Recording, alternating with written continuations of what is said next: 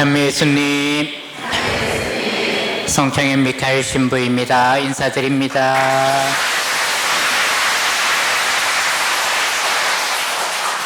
지난 한 주일 동안 잘 지내셨습니까?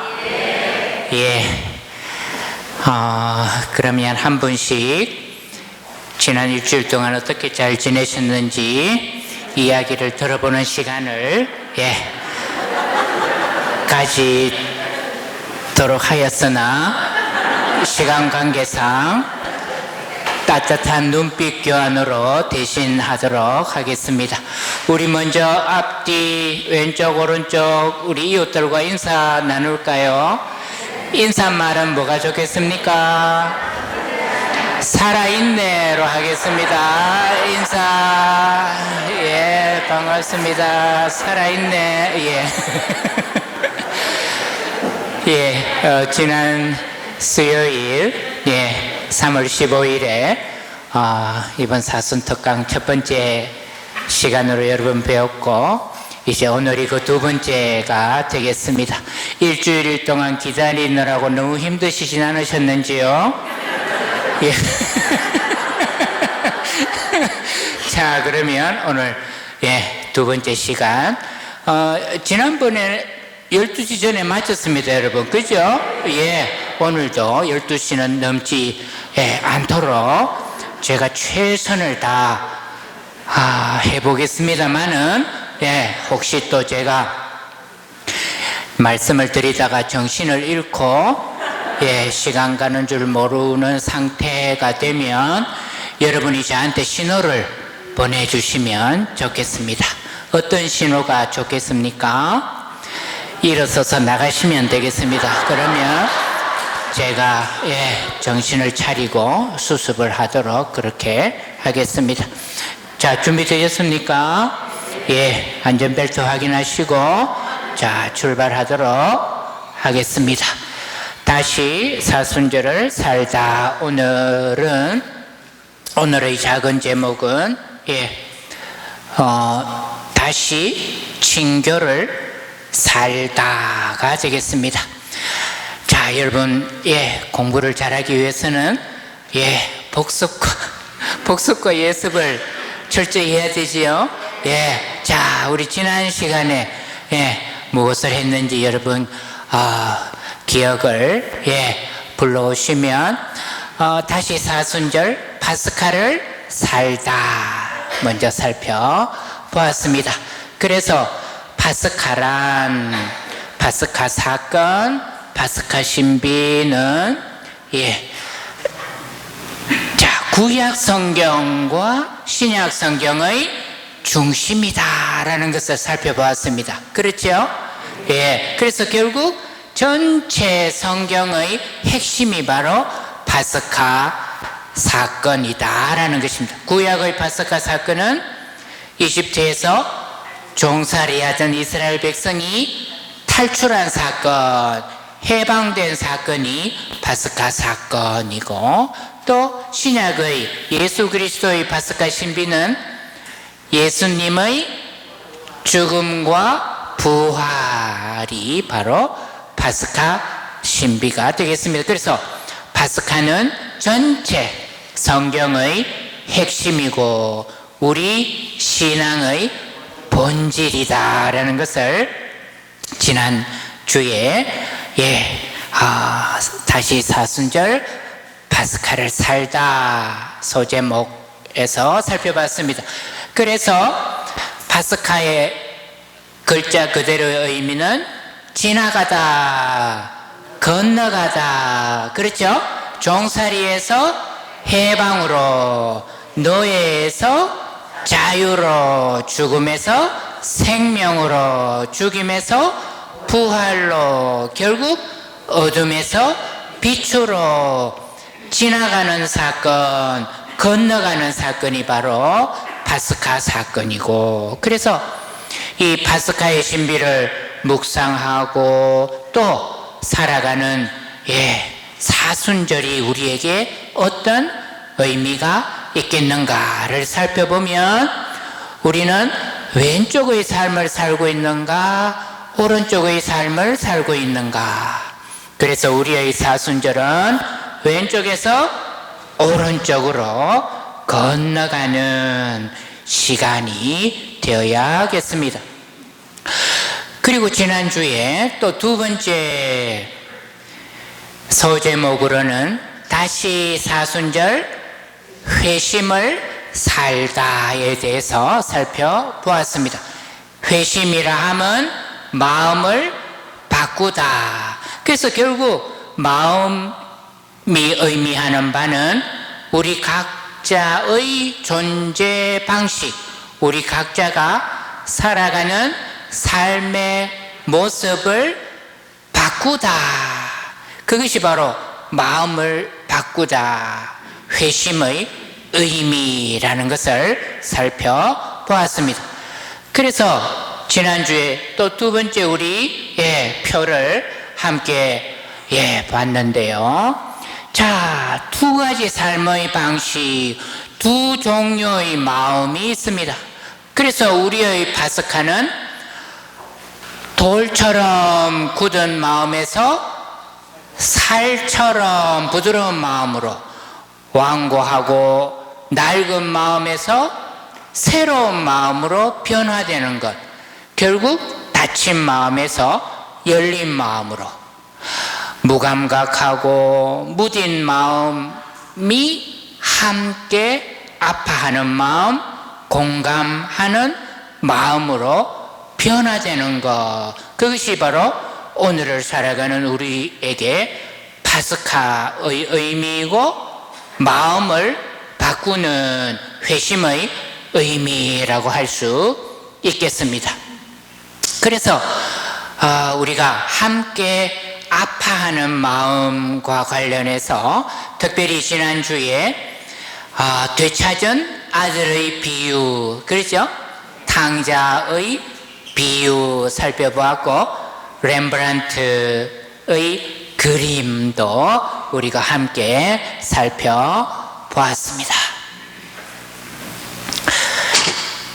그래서 결국 함께 아파하기를 의미하는 컴패션, 그래서 우리가 연민이라고도 하고 공감이라고도 하고 함께 아파하기로 번역할 수 있는 컴패션은 단절된 관계를 올바른 관계로 회복하고 갈라진 공동체를 다시 새롭게 회복한다라는 것입니다. 그래서 지난주에 우리 살펴본 대로 컴패션이라는 단어가 매우 중요한 역할을 한다는 것, 특별히 예수님의 생각, 예수님의 정신, 예수님의 가치관이 가장 잘 드러나는 대표적인 두 비유 말씀,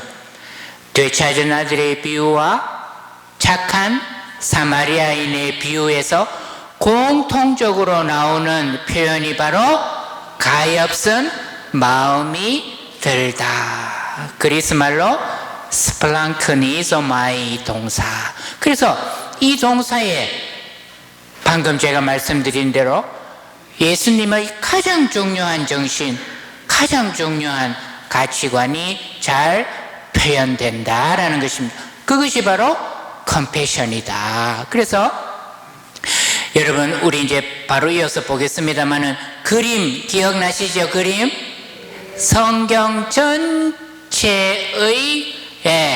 내용을 하나의 그림으로 요약한다면 바로 이 그림, 하느님과 인간, 인간과 인간, 인간과 자연 사이의 관계, 이것이 성경 전체의 핵심 내용을 요약하는 그림이라고 할 수 있겠습니다.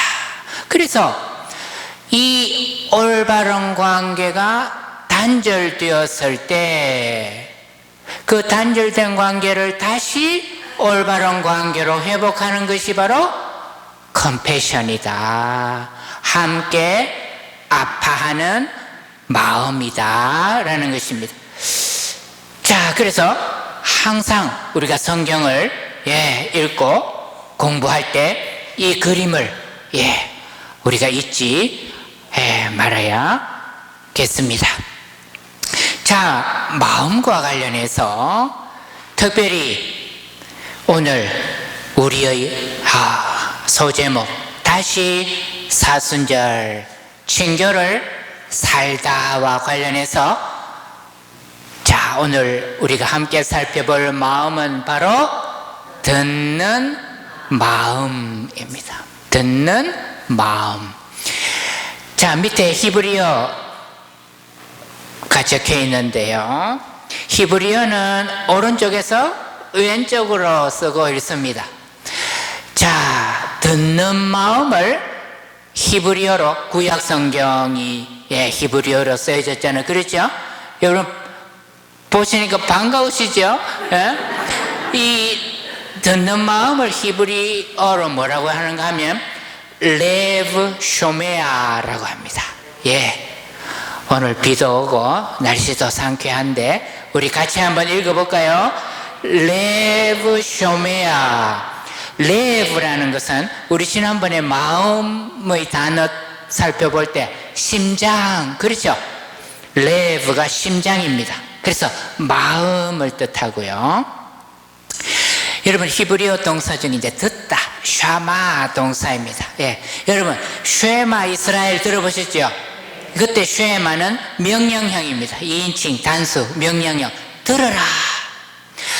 쇼메아는 현재 분사입니다. 죄송합니다. 그래서 듣는 마음이 되겠습니다.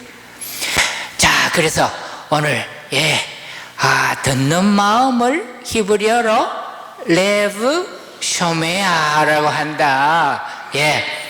여러분 기억하시면 좋겠습니다. 그래서 오늘 댁에 가셔가지고도 혹시 듣는 마음을 히브리어로 뭐라 하는지 알란가 모르겠네. 이래 한번 주위에 성경 열심히 읽고 성경을 자주 인용하는 개신교 신자분 혹시 계시면 듣는 마음을 혹시 히브리어로 레브 쇼미아라고 하는데 이렇게 한번 하셔도 좋을 것 같습니다. 자, 듣는 마음. 자, 여러분 성경에 나오는 인물, 특히 구약 성경에 나오는 인물 중에서 성공한 사람의, 사회적으로 인간적으로 성공한 사람의 모범, 모델이 될 만한 사람이 바로 솔로몬 임금입니다. 여러분 잘 아시는 바와 같이 이 솔로몬 임금은 인간이 가질 수 있는, 인간이 가지기를 원하는 그런 사회적 성취를 다 이룬 사람입니다. 솔로몬은 다윗의 아들로 태어나서 임금이 되었습니다. 그래서 강력한 권력을 소유했고 누렸던 사람입니다. 최정상의 자리에 올랐던 솔로몬입니다.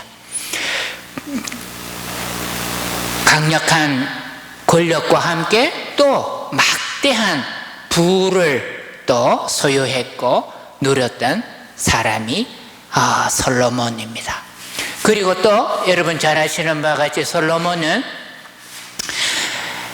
부인도 여럿이었습니다. 더욱이나 지혜, 그렇죠? 지혜의 탁월한 소유자가 또 솔로몬이었지 않았습니까? 그러니까 인간이 가질 수 있는, 성취할 수 있는 그런 인간적인 모든 그런 욕망을 현실 안에서 성취하고 실현한 사람이 바로 솔로몬 임금이었습니다. 자, 그런데 여러분, 구약성경 열왕기상권 3장 4절에서 14절에 보면 하느님과 솔로몬 사이의 대화가 나옵니다. 솔로몬이 자고 있을 때 하느님께서 솔로몬을 찾아오셔서 대화를 하게 되는데요. 자, 하느님께서 솔로몬에게 내가 너에게 무엇을 해주기를 바라느냐 이렇게 물으십니다. 그럴 때 혹시 여러분은 어느 날 갑자기 우리 각자에게 하느님께서 다가오셔서 내가 너에게 무엇을 해주기를 원하느냐 이렇게 물으시면 여러분 생각해 두신 것이 있습니까? 지금이라도 빨리 생각해 두시면 좋겠습니다. 자, 하느님께서 이렇게 물으시자 솔로몬이, 자, 여러분 보십시오. 솔로몬이 무엇을 하느님께 청하는가? 엄청난 권력, 부, 사회적인 높은 지위, 아름다운 부인, 그런 것을 청하지 않습니다. 솔로몬은 당신 종에게 듣는 마음을 주시어 당신 백성을 통치하고 선과 악을 분별할 수 있게 해 주십시오 라고 청합니다. 여기에서 우리가 지금 살펴보고 있는 듣는 마음이라는 표현이 나옵니다. 히브리어로 레브 쇼메아, 듣는 마음을 솔로몬이 하느님께 청합니다. 자, 솔로몬이 이렇게 청하는 것을 보시고 주님께서 허뭇하셨습니다. 그래서 주님은 솔로몬에게 자신을 위해 장수를 청하지도 않고 긴 수명, 자신을 위해 부를 청하지도 않고 내 원수들의 목숨을 청하지도 않고 그 대신 이처럼 옳은 것을 가려내는 분별력을 청하였으니, 자, 이제 너에게 지혜롭고 분별하는 마음을 준다. 하나님께서 솔로몬에게 이렇게 말씀하십니다. 그리고 나는 내가 청하지 않은 것 곧 부와 명예도 너에게 준다라고 허락하십니다. 하느님께서는 듣는 마음을 청하는 솔로몬에게 그가 청하지도 않은 부와 명예도 허락하셨던 것입니다. 자, 그래서 여러분, 우리 방금 봤던 그림, 하느님과 인간, 인간과 인간, 그리고 인간과 자연 사이의 관계에서 듣는 마음이란 어떤 마음, 어떤 삶의 태도, 어떤 존재 방식을 뜻하겠습니까? 하느님의 말씀을 듣다. 하느님과 우리 사이의 올바른 관계를 위해서 우리에게 필요한 것은 듣는 마음인 것입니다. 우리가 하느님한테 드릴 말씀이 너무나 많습니다. 그러죠? 할 말이 너무나 많습니다. 그래서 하느님께서 말씀하시기 전에 하느님 한번 들어보십시오 하고 우리 이야기를 먼저 하는 경우가 참 많은 것 같습니다.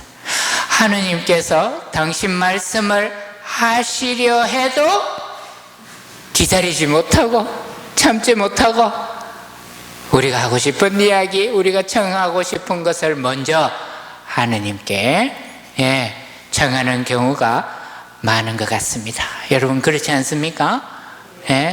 저만 그렇습니까? 그래서 하느님과의 관계에서 우리에게 필요한 것은 하느님의 말씀을 듣는 마음. 우리가 말하기 전에 나의 말을 하느님께 말씀 드리기 전에 먼저 하느님께서 말씀하시도록 기다리고 하느님의 말씀을 경청하는, 듣는 마음, 그런 삶의 태도가 우리에게 필요하다 하겠습니다. 그 다음 두 번째, 나와 다른 사람과의 관계에서도 우리에게 필요한 것은 듣는 마음입니다. 다른 사람이 있는 그대로의 자기 자신을 드러내기도 전에 우리는 내가 원하는 그 사람의 모습을 그에게 덮어 씌우는 경우가 많은 것 같습니다.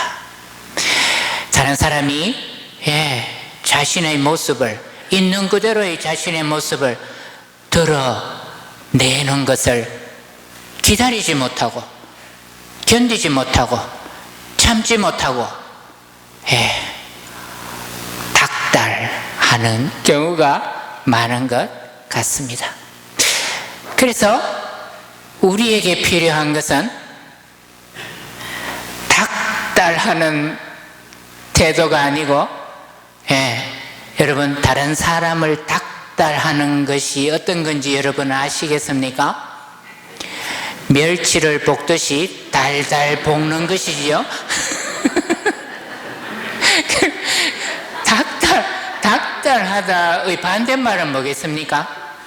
내버려 두다. 내버려 두다. 방금 제가 말씀드린 대로 다른 사람이, 상대방이 있는 그대로의 자기 자신을 드러내도록, 자기의 말을 할 수 있도록 우리가 해야 할 것은 내버려 두는 것입니다. 이것을 어떻게 표현할 수 있을까요? 게으름, 나태. 그래서 긍정적인 의미로 거룩한 게으름이 우리에게 필요하다 하겠습니다. 다른 사람을 달달달 볶는 것이 아니라 우리의 욕심을 내려놓고 다른 사람, 있는 그대로의 다른 사람의 모습을 보고 다른 사람의 말을 듣는 것. 그래서 우리가 살아가는 일상생활에서 지난주에도 그런 말씀을 드렸습니다마는 다른 사람과의 관계가 참 쉽지 않은 것 같습니다. 그래서 어떤 사상가는 다른 사람이라는 존재 자체가 지옥이다, 이렇게 극단적으로 이야기하는 사람도 있고요. 프랑스의 위대한 사상가 에마누엘 레비나스라는 사람은요, 다른 사람의 특징이 가장 잘 드러나는 것이 바로 다른 사람의 얼굴이다, 이렇게 이야기했습니다. 우리가 오늘 이 시간 시작하면서 우리 앞뒤 왼쪽 오른쪽 이웃들과 인사 나누었습니다. 그렇죠? 다른 사람이 가장 잘 드러나는 순간은 나를 빤히 쳐다보는 다른 사람의 얼굴에서입니다. 그렇죠? 다른 사람들은 나를 빤히 쳐다보면서 끊임없이 요구합니다. 무엇을 요청합니까? 나에게? 내가 여기에 있다는 것을 인정해다오. 나를 없는 사람처럼 취급하지 말아다오. 나를 요령처럼 생각하지 말고 내가 여기에 있다는 것을, 나를 여기에 있는 존재로 인정하고 받아들여 달라고 끊임없이 요청합니다. 그렇죠? 왜 끊임없이 요청한다고 레비나스가 이야기하는가 하면, 우리도 그렇잖아요. 다른 사람이 나를 빤히 쳐다보면서 나를 인정해 달라고 요청할 때, 아이고 그래 알았다 내 인정할게.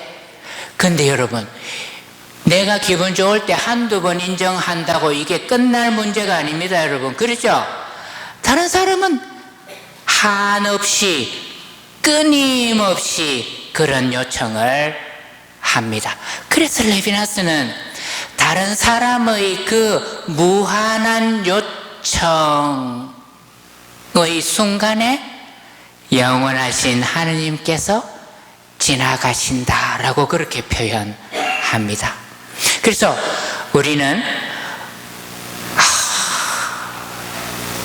가끔씩 너무나 불편한 다른 사람이라는 존재를 통해서 영원을 우리가 체험할 수 있는 것입니다. 그래서 다른 사람과의 관계에서 오늘 특히 친교와 관련해서 우리 조금 이따 또 보겠습니다만은, 듣는 마음, 닥달하는 마음이 아니라 내버려 두는 마음이 우리에게 필요하다 하겠습니다. 그리고 세 번째, 우리 인간과 자연과의 관계에서 특별히 최근의 전체적인 경향들에서 이 자연에 대한, 생태에 대한 관심들이 점점 늘어나고 있고, 또 우리 교회 안에서도 우리 지난주에도 봤습니다마는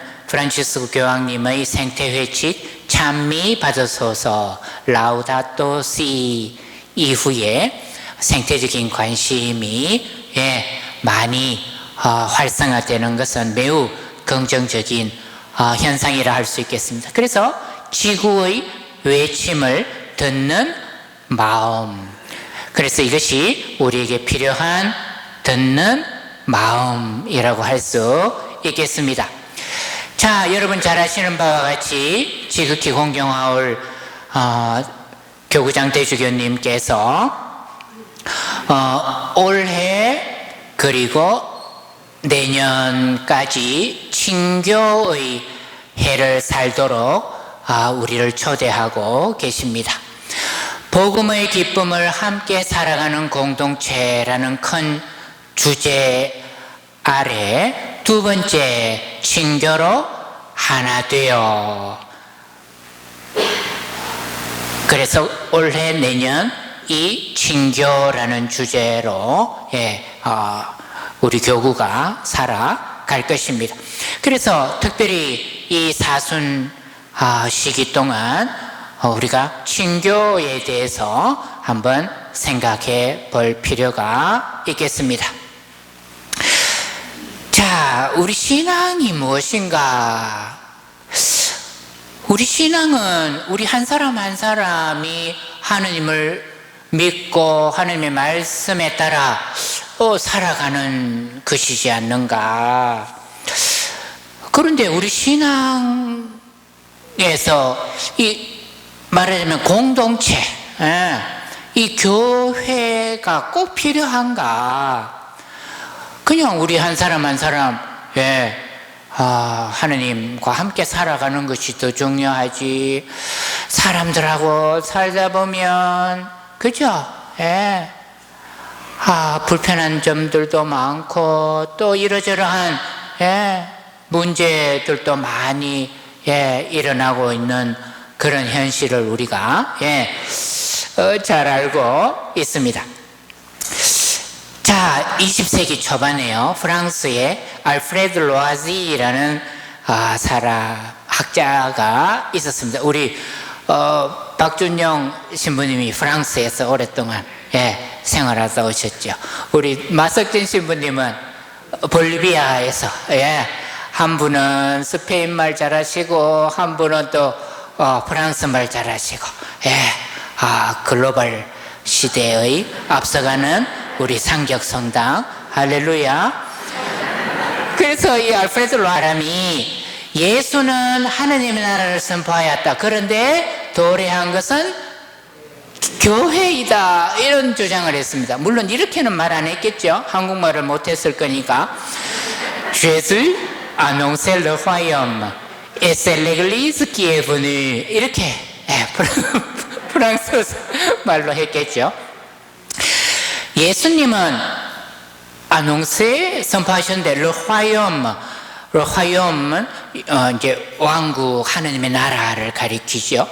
예수님은 하느님의 나라를 선포했는데 오리라고 기대하고 기다리던 하느님 나라는 오지 않고 정작 온 것은 교회이다, 이런 주장을 했습니다. 자, 이것은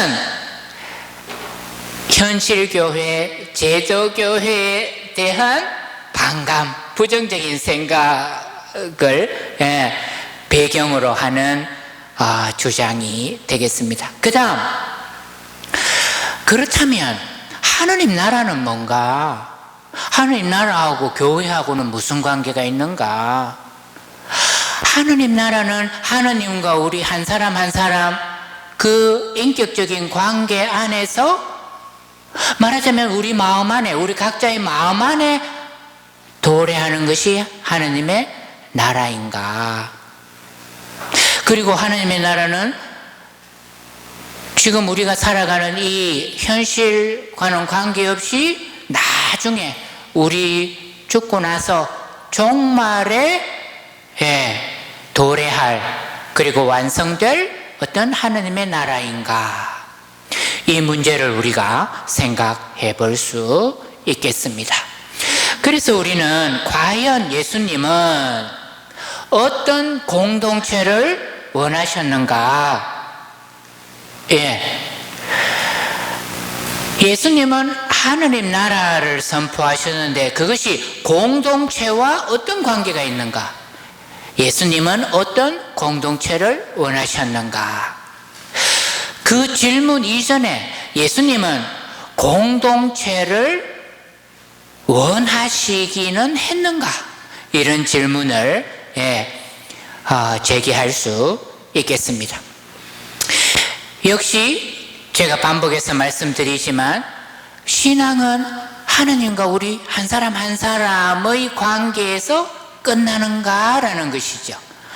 자, 여기에서 또 우리가 기억해야 하는 것은 성경 전체의 핵심 내용, 그래서 우리 신앙의 본질적인 핵심 구조, 신앙은 하느님과 한 사람 한 사람, 인간 사이의 관계로 제한되지 않고 하느님과 인간, 인간과 인간, 인간과 자연 사이의 관계를 모두 포함한다라는 것입니다. 이것이 바로 여러분 잘 아시는 표현대로 통합적인 차원, 전인적인 차원이 되겠습니다. 우리 신앙의 통합적인 차원, 우리 구원의 전인적인 차원, 그것은 바로 그림에서 말하고 있는 수직과 수평의 관계를 모두 포함하는 것이다 라는 겁니다. 그래서 우리가 예수님께서 선포하신 하느님 나라는 무엇인가? 예수님의 하느님 나라 운동은 친교애로의 초대이고 올바른 관계 회복 운동이며 새로운 공동체 운동이다라는 것입니다. 올바른 관계 회복 운동이란 어떤 관계를 말하겠습니까? 하느님과 인간, 인간과 인간, 인간과 자연 사이의 관계가 회복되는 운동, 그것이 바로 예수님의 하느님 나라 운동이고, 이러한 관계가 회복된 새로운 대안적인 공동체 운동이 바로 예수님의 하느님 나라 운동이다라는 것입니다. 그러니까 예수님의 하느님 나라 선포와 하느님 나라가 현존하고 있는 것을 드러내시는 예수님의 모든 일, 활동, 그것은 바로 올바른 관계 회복, 새로운 공동체, 대안적 공동체와 연결된다라는 것입니다. 자, 그래서 우리가 오늘도 성경 구절과 함께 그림을 하나 보도록 하겠습니다. 이 그림은 우리 프란치스코 교황님께서 너무나 좋아하시는 카라바초의 그림입니다. 마테오의 소명이라는 제목의 그림인데요. 이 장소는 세리 마테오의 직장 세관입니다. 예수님께서 세리 마테오를 부르시는 그 순간을 카라바초라는 화가가 그리고 있습니다. 자, 이 이야기는 마테오 복음 9장 9절의 말씀입니다. 예수님께서 그곳을 떠나 길을 가시다가 마테오라는 사람이 세관에 앉아 있는 것을 보시고 말씀하셨다. 나를 따라라. 그러자 마테오는 일어나 그분을 따랐다. 여러분, 예수님 당시에 세리, 그러죠?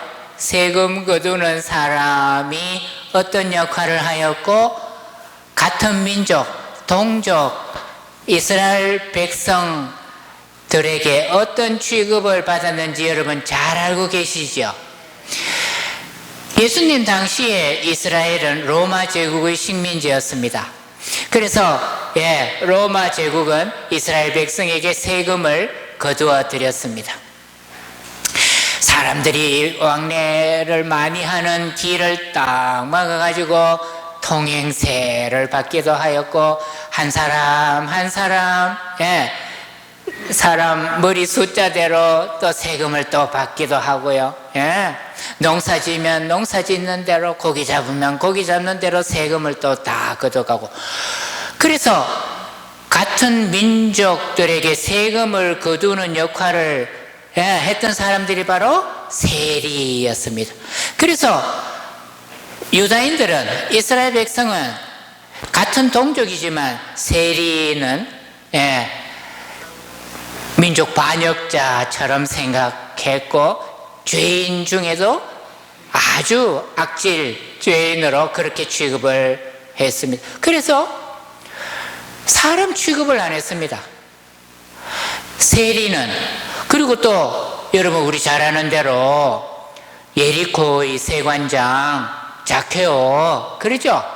그는 사회적으로 높은 지위를 가지고 있고, 또 예리코의 세관장 정도 되려면 얼마나 수완이 좋고, 또 여러분 예리코는요, 이 사람의 통행이 많은 도시였습니다. 그러니까 아까 말씀드린 대로 길을 딱 막아놓고 통행세를 받게 되면 얼마나 엄청난 세금이 거두어 드리겠습니까? 갈쿠리로 돈을 긁는 정도가 아니고 진공청소기로 그냥 돈을 빨아들이는. 자, 그런데 문제는 이 사람들이 사람 대접을 못 받고 살았던 사람들이다. 사회적인 높은 지위, 그리고 부자로 살았을는지는 모르지만 인간 대접 못 받는 죄인으로 변두리로 내몰렸던 사람들이 바로 세리였습니다. 예수님께서 누구를 제자로 부르시는가, 누구를 친교회로 초대하시는가, 그것을 우리가 염두에 둬야 되겠습니다. 자, 그래서 이 본문을 보시면 구조를 상황묘사, 부르심, 응답 이렇게 나눌 수 있겠습니다. 상황묘사, 예수님께서 그곳을 떠나 길을 가시다가 마테오라는 사람이 세관에 어떻게 있는 것을? 앉아 있는 것을 보시고, 세리가 세관에 앉아 있다는 것은 무엇을 의미하겠습니까? 자기가 행하던 직업을 그대로 수행하면서 살고 있었다라는 것입니다. 지금까지 살던 대로, 그죠? 살고 있었다라는 것이 바로 앉아있다라는 동작의 의미가 되겠습니다. 자, 예수님께서 부르십니다. 친교회로 부르십니다. 당신과의 친교회로 부르십니다. 나를 따라라. 그러자 마테오의 동작이 뭡니까? 일어나.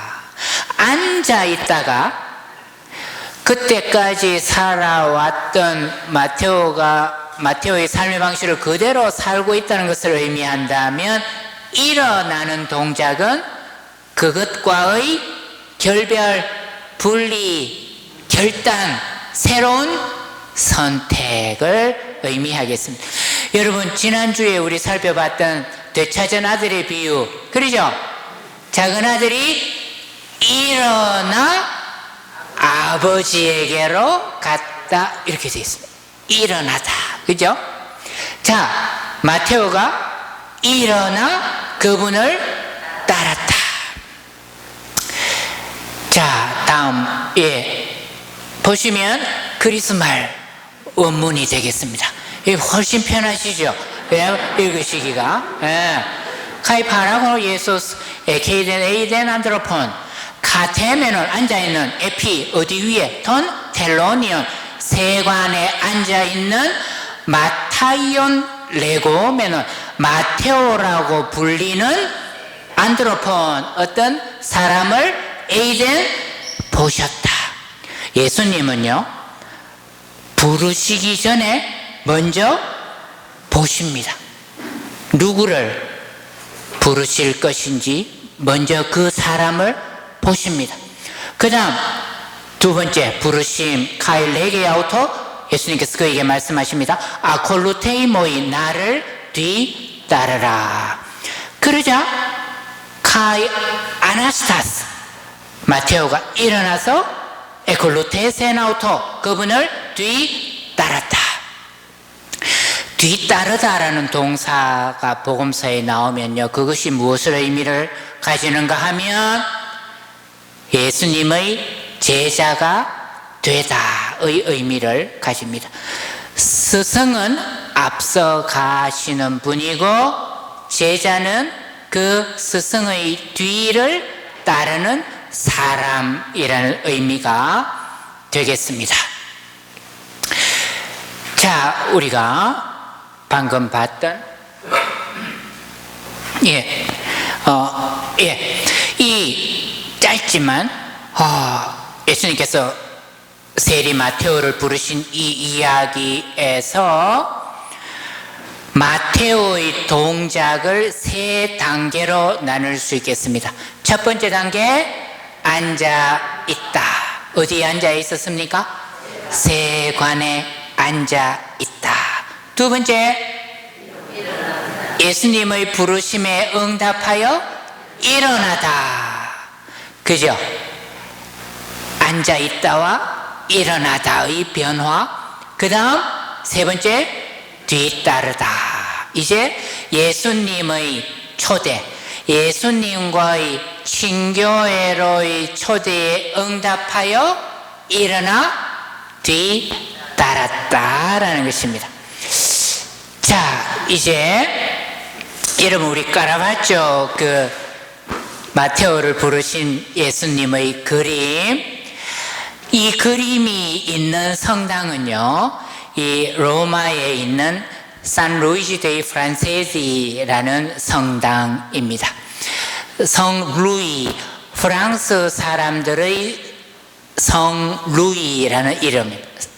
산 루이지 데이 프란체시가 프랑스 사람들의, 그래서 제가 로마에서 공부하고 있을 때 이제 프랑스 신학교에서 제가 살았었는데요.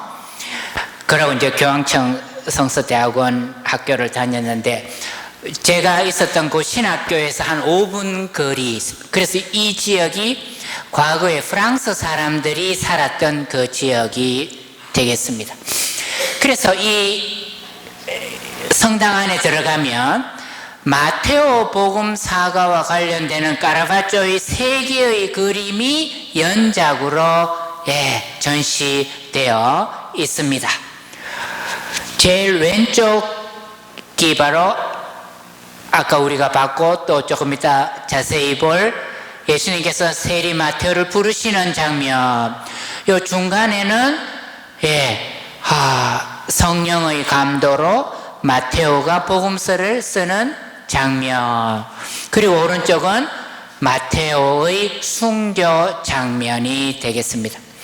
프란치스코 교황님은요, 교황이 되시기 전에 로마에 오시면 항상 이 성당, 산 루이지 데이 프란체시 성당에 오셔서 이 그림 앞에서 오랜 시간 동안 머물렀다고 말씀을 하셨습니다.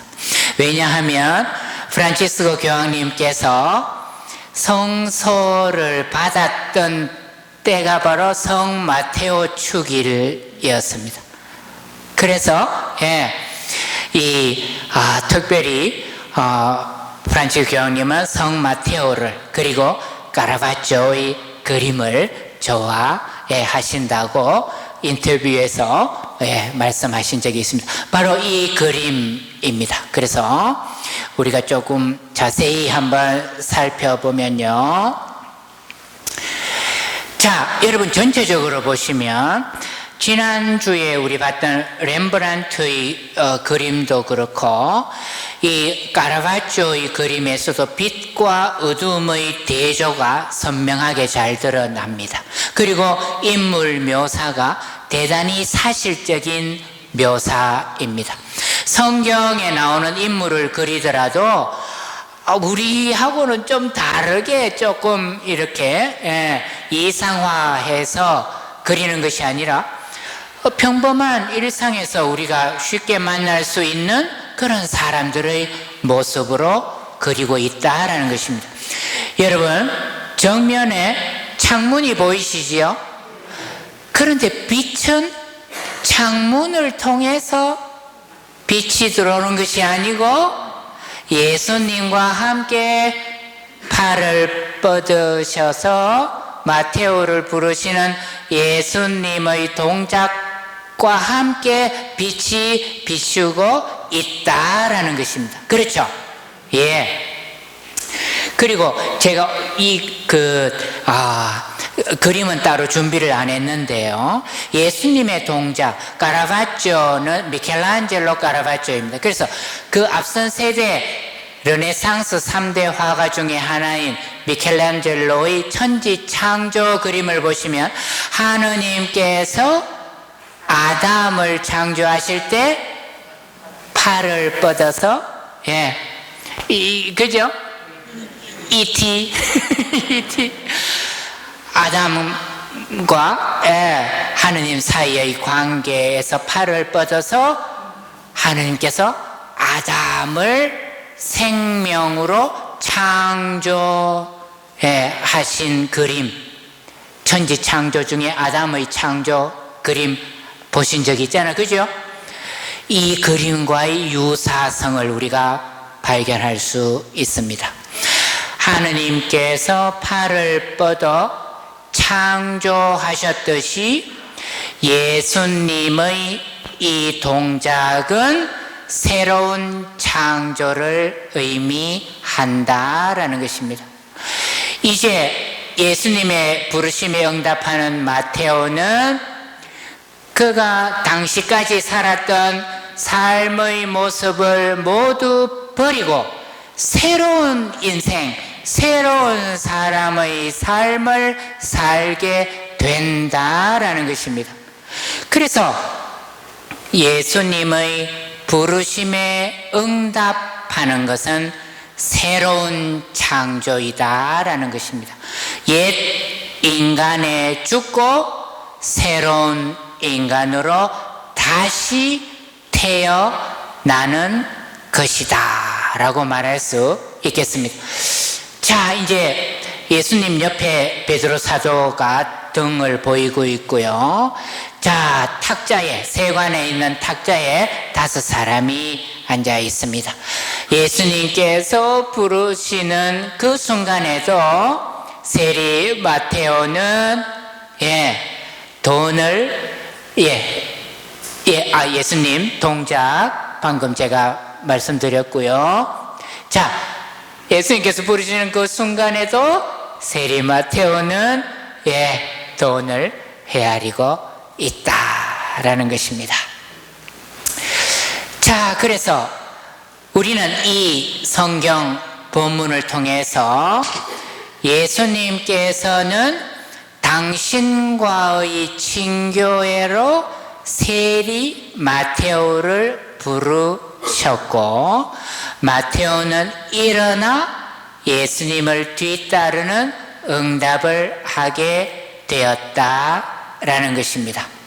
그리고 마테오는 예수님과의 친교, 예수님과의 공동체 안에 함께하게 되었다라는 것입니다.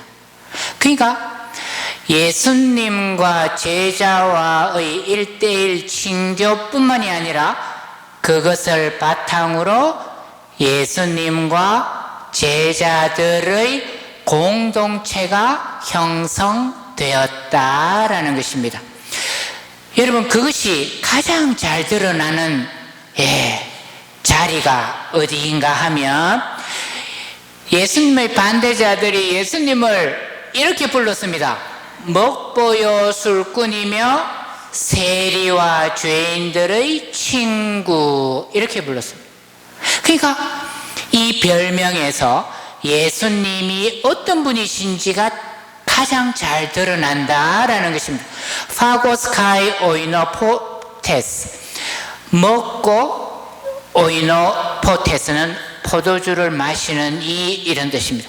그러니까 먹보요 술꾼이라는 것은 예수님께서 그냥 흥청망청 허랑방탕 그런 의미가 아니고, 여러분 잘 아시잖아요. 세리자 요한은 먹지도 않고 마시지도 않았는데 예수님은 먹기도 하고 마시기도 하니까 예수님을 반대하는 사람들이 예수님께 먹보요 술꾼 이런 별명을 붙였던 것이고요. 그 다음 필로스 텔로는 카이 하마르톨론, 세리와 죄인들의 친구, 예수님의 별명, 예수님이 누구신가가 잘 드러나는 표현이 되겠습니다.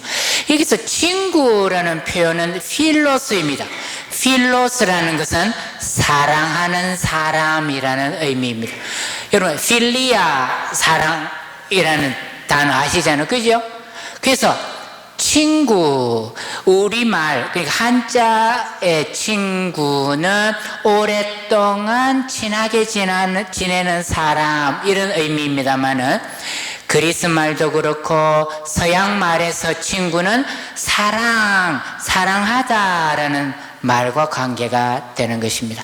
예수님은 누구이신가? 세리와 죄인들을 사랑하신 분이시다. 그래서 세리와 죄인들의 친구. 자, 여러분, 예수님 당시 세리가 어떤 삶을 살았는지, 어떤 취급을 받았던 사람이었는지 우리 아까 살펴봤습니다. 그렇죠? 예. 자, 그래서 예수님과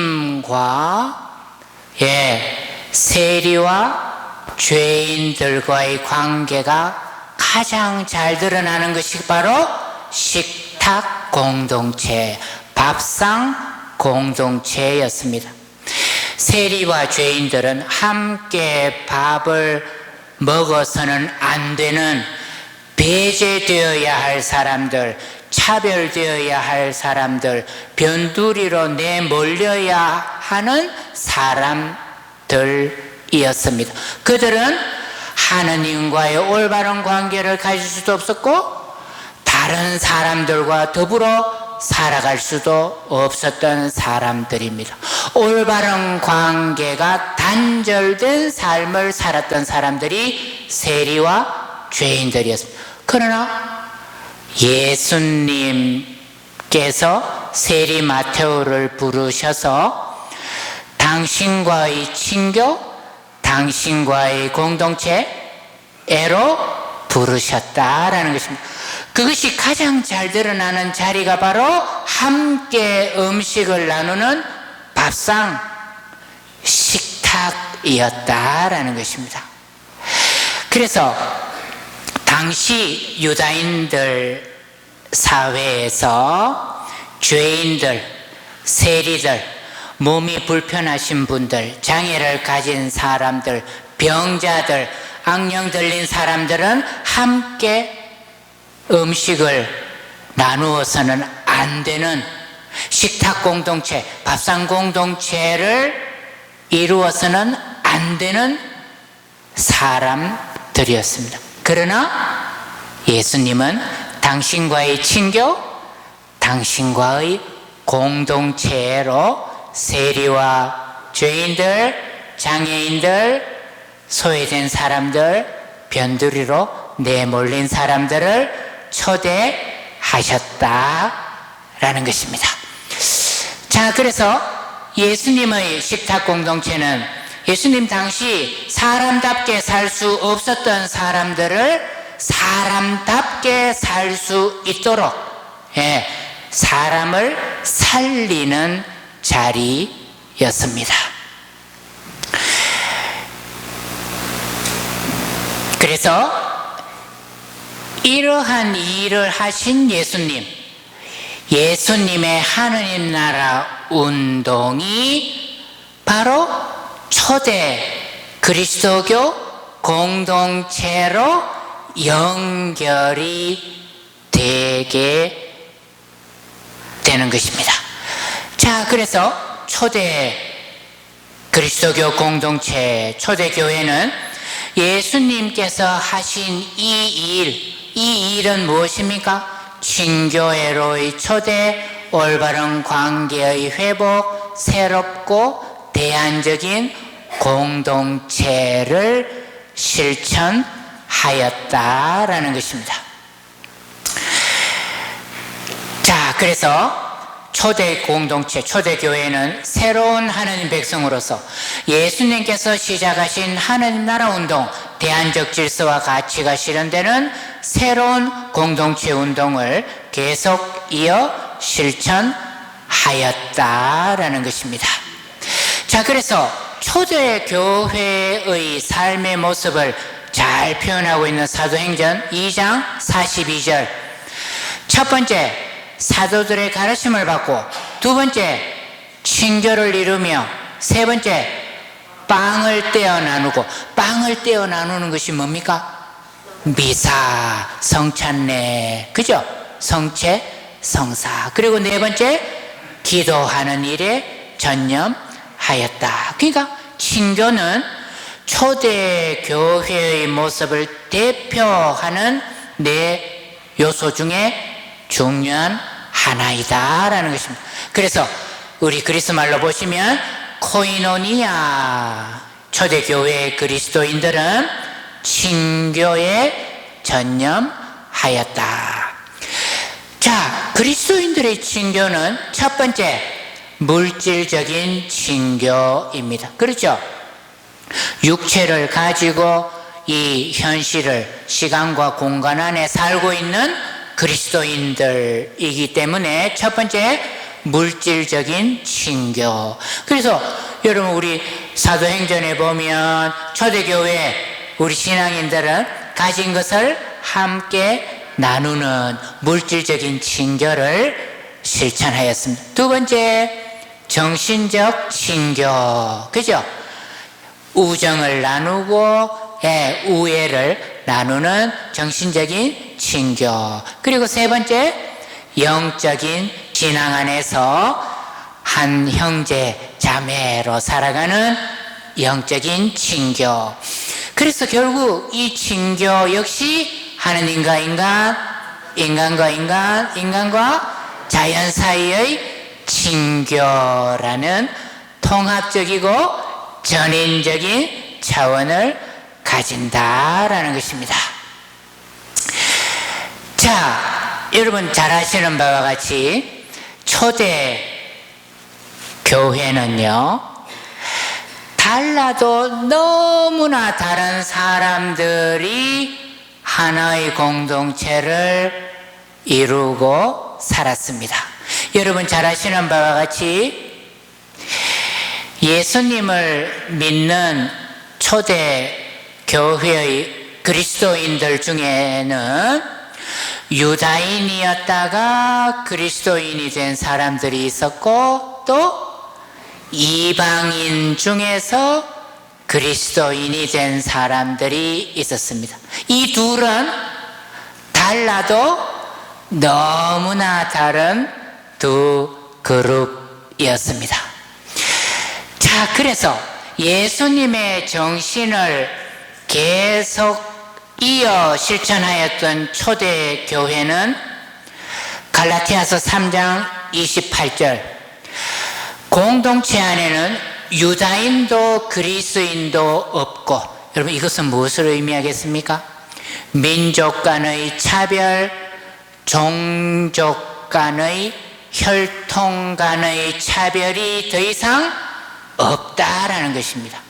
그 다음 두 번째, 종도 자유인도 없으며, 우리 잘 아는 대로 당시 기원후 1세기는 유다인 사회뿐만 아니라 로마 제국은 철저한 신분 사회였습니다. 그런데 예수님의 정신을 실천하였던 초대교회 안에는 민족 간의, 혈통 간의, 종족 간의, 피부색 간의 차별이 없을 뿐만이 아니라 신분상의 차별도 더 이상 존재하지 않았다라는 것입니다. 세 번째, 남자도 여자도 없다. 여러분 잘 아시는 바와 같이 당시는 철저히 남성 중심의 여성 차별 사회였습니다. 가부장적인 남성 중심의 사회였습니다. 그런 상황에서 초대교회는 더 이상 남자와 여자의 차별이 존재하지 않는 새롭고 대안적인 공동체를 형성하였던 것입니다. 여러분은 모두 그리스도 예수님 안에서 하나입니다. 자, 여러분 이제 한 5분만 저에게 시간을 주실 수 있겠습니까? 예. 여러분이 저한테 5분만 시간을 더 주시면 우리 모두가 행복할 수 있는 그런 해방의 순간을 맞이할 수 있을 것입니다. 자, 여러분 초대교회의 인물들 중에서, 신약성경의 인물들 중에서 예수님의 사도들 중에 대표적인 두 사도는 베드로 사도와 바오로 사도입니다. 이 둘의 공통점이 뭘까요, 여러분? 둘 다 사람이다. 그렇죠? 베드로와 바오로. 그리고 둘 다 남자다. 왜 남자다가 중요합니까? 당시 남녀 차별의 사회에서 둘 다 남자다. 그리고 둘 다 유다인이다. 그렇죠? 그리고 둘 다 예수님과 같은 시대를 살았던 예수님의 동년배, 나이로는 예수님보다 다 조금씩 동생들이지만, 그리고 예수님의 제자가 되었고 예수님의 사도가 되어서 활동하였다라는 공통점이 있습니다. 베드로와 바오로 사도. 그렇죠? 그런데 여러분, 이러한 공통점과 함께 이 둘 사이에는 달라도 너무나 다른 점들이 많이 있었다라는 것입니다. 그것을 우리가 한번 보시면 왼쪽이 베드로 사도, 오른쪽이 바오로 사도가 되겠습니다. 자, 이 둘은 어떤 점에서 서로 달랐는가? 요 다음 장면 한번 보시면 왼쪽이 베드로, 오른쪽이 바오로입니다. 자, 출신 둘 다 유다인이지만 베드로는 본토 출신 유다인, 갈릴레아에서 태어나서 살았던 본토 유다인이었던 것에 비해서 바오로는 헬레니즘이 꽃피었던 지금의 터키 대도시 타르수스에서 태어나서 성장하고 교육받았던 사람이었다라는 것입니다. 여러분, 그 차이를 아시겠죠? 그 다음, 그래서 베드로는 본토 유다인이었지만 바오로는 해외 동포, 해외 유다인이었다. 그리고 바오로는 로마 시민권까지 가지고 있었습니다. 이 둘 사이의 차이를 여러분 아시겠죠? 그 다음, 우리 너무나 잘 아는 바와 같이 베드로는 갈릴레아 호수에서 고기 잡던 어부였습니다. 거기에 비해서 사도 바오로는 엘리트였습니다. 방금 말씀드린 대로 헬레니즘이 꽃피던 타르수스에서 태어나서 신식 문명을 익히고 그리스식 교육을 받았습니다. 그는 또 열심한 바리사이였고, 또 우리가 신약 성경에서 보다시피 천막 만드는 직업도 가지고 있었습니다. 자, 교육의 정도. 베드로는 사도행전에 보면 어떻게 표현됩니까? 무식한 사람으로 나옵니다. 물론 거기에서 무식하다는 것은 율법을 모르는 사람이라는 뜻입니다. 어쨌든 베드로는 호수에서 고기 잡던, 그렇죠? 교육의 혜택을 받지 못했던 사람이었습니다. 요즘 표현으로 가방줄이 몹시 짧았던 그런 사람. 거기에 비해서 바오로는 엘리트 지식인이었습니다. 그리스식 교육을 받았습니다. 그래서 유다인이었지만 바오로는 그리스어를 능통하게 구사할 수 있었고 헬레니즘 문화에 능통했던 엘리트 지식인이었습니다.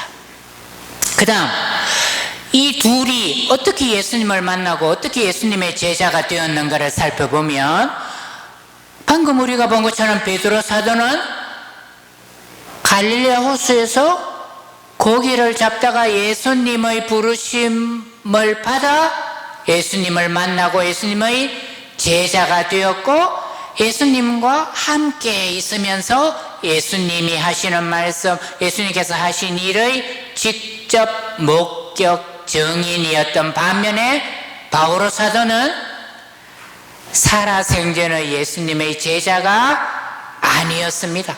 오히려 예수님 부활 이후에 예수님을 믿었던 그리스도인들을 박해하러 다마스코스로 가는 길에서 부활하신 그리스도를 만나 회심하였던 사람이었습니다. 그렇죠?